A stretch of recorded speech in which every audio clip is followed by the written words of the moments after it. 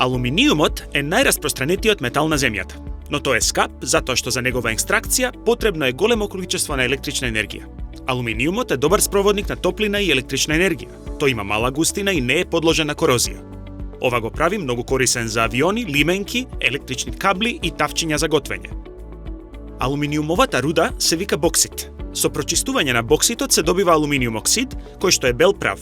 Потоа алуминиумот се екстрахира од оксидот на алуминиум. Тој се екстрахира со електролиза. Во ова видео ќе видиме како алуминиумот се екстрахира со помош на електролиза. Би требало да знаеш како се одвива процесот на електролиза. Ако сте заборавиле, гледајте го нашето видео за електролиза за да се потсетите.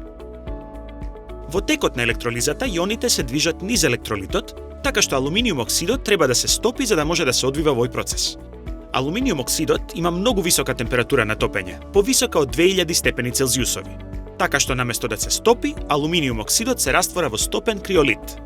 Криолитот е соединение на алуминиум со многу пониска температура на топење од алуминиум оксидот, така што со негово користење се намалуваат трошоците за екстракција. Челичен контејнер, обложен со графит, служи како негативна катода. Позитивната анода, која што е потопена во стопен криолит, е исто така изработена од графит. За потсетување, графитот е форма на јаглерод.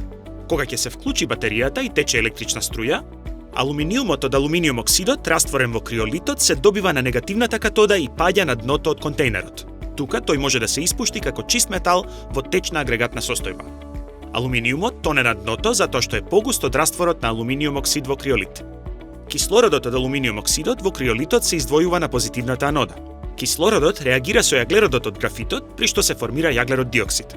На ваков начин позитивната анода се троши и редовно треба да се заменува.